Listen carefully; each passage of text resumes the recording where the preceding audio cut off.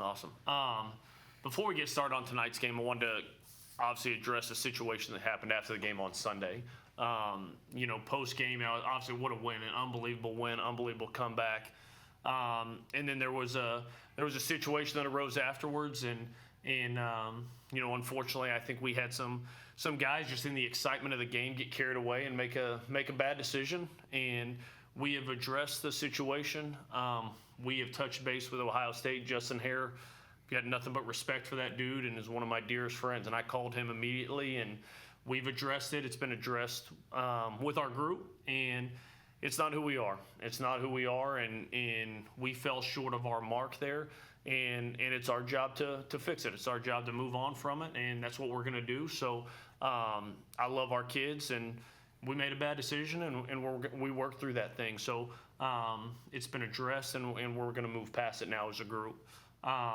Number two, as we turn to tonight, obviously what a start. What a start, what a finish. Some of those middle innings, wish we could have got back. I thought we let them back up off the mat a little bit.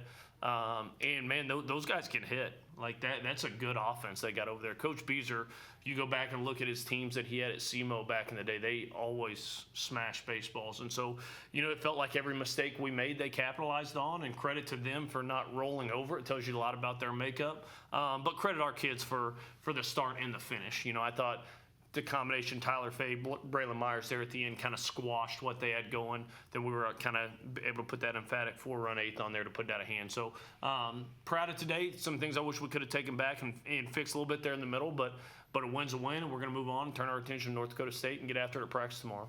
Justin, I got to ask you, what was it like hitting 2 home runs in the same inning, that 13 runs? Holy cow, they're in the same inning? Yeah. Oh, I missed that.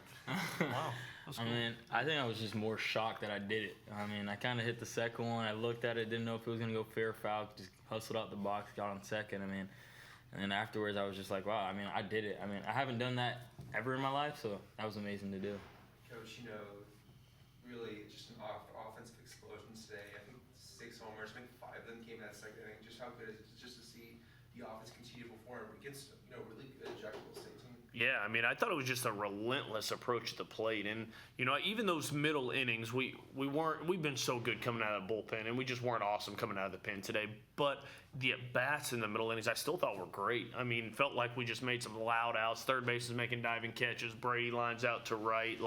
Wasn't really a lapse in at bats there, but man, those at bats in the first, second, third inning, Doe kind of stayed hot and smashed out 2-out homer in the first, which obviously lets everybody feel a heck of a lot better when you get that big hit early and don't leave anybody on the start. And then just absolutely relentless in the second. It was, sometimes you score 4 or 5, you hit that first homer, and it's like, all right, good inning. And they just kept coming. And that's what we need to be. That's what they're capable of doing. And I was proud of just kind of the relentlessness of those at-bats. Because like you said, Jacksonville State's not 7-2 on accident. That team is going to win games this year. And we're going to have our hands full next Tuesday when we go down to their place. But, man, love the approach, love the consistency of at-bats there in the second. Coach, what's your message to the team throughout the games to avoid being on the opposite end of what happened Sunday? Yeah, there as they started clawing back, you're like, man, we should know better than anybody to know the lead safe in college baseball, which is what makes college baseball so fun to watch, and I think that's why the viewership and the excitement around it is just through the roof is because it's fun. Offense is fun. Pitching coaches don't love hearing that, but offense is fun to watch. And, JJ was saying in those middle innings, just play against the game. And I didn't think, very honestly, we had a couple mental mistakes there in the 6th. But outside of those mistakes, I didn't think it was us coasting. I didn't think it was us taking our foot off the gas. We just kind of faced a good team, and we kind of opened the door a little bit, and they took advantage of it. Now, that's kind of the mentality you have to have is college baseball is crazy, man. I was watching a game the other day, and I think Dallas Baptist was winning going into the 9th and gave up 11 in the 9th. College baseball, there ain't no lead safe, and you have to keep coming. We should know that better than anybody. So, like I said, I didn't think it was a mental thing. I didn't think we just stopped caring. I just thought we opened the door a little bit, and they walked through it and made it a little bit of a game and caused us to have to go finish, which we did. Coach, the offense has drawn 77 walks through 9 games so far this year, which ranks 2nd in the country. How important is patience at the plate when it comes to being a productive offense? Well, I think slugging and on-base percentage kind of go hand in hand.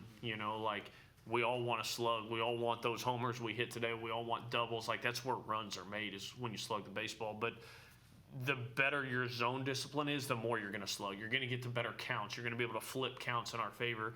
That's what I think we've done such a good job of up to this point is, yes, there's times that maybe we're taking a strike or we're doing this, but last year we led the conference in swing percentage last year. And Coach Papio made an active effort to say, like, explaining to our guys, like, hey, here's why we don't want to be passive at all. We just want to be crazy aggressive in a smaller window. Our window was a little bit bigger last year, and so we didn't punch ever. But part of that was because we were kind of making contact early in counts on balls that we don't need to be making contact with. So that's been the message from him to these guys from day one. And they work on it every day. That's not an accident. That's something they do every single day. And I think when you stack days like that since August, it's not an accident. They've come out here and slugged the baseball, but also taken a ton of walks and got to some good counts. And Coach, top two guys in the lineup, Bryce and Justin, combined for 10 RBIs tonight. I want to ask, just how important is those two guys in that top lineup who just set the tempo early on and create the rest of the lineup? Yeah, that's what you want. I mean, with the top, and I think the at-bats Bull's been running off since he's been in the lineup, been awesome too, and I think when you look at those guys, I hate saying it like that, but it's what they should do. Like, it's why they're here, and it's why we trust them. But I think the beauty of this lineup is it's been – Braun had a great day on Sunday. Doe had a great day on Sunday. They both had great days today. But I feel like it's like when you look up, it seems like it's somebody different. It's Richie getting a big 2-out hit. It's Bryce hitting the homer. It's Braun hitting the homer. It's Doe hitting the homer. It's Cade Snell getting 3 hits on Sunday, which allowed that thing to set up. And that's what you want. Like, the best offense is, it's not, man, if we can survive getting through Braun, it's going to fall off. Like, it's, hey, Braun has a tough day because baseball's really stinking hard, that you got 4 guys behind him that win that day. And then when those guys have a tough day, Braun and Fowler carry your team. That's what you want your offense to look like. And it's an unselfish group of kids. Like, it really is. And I think that makes them really dang fun to coach.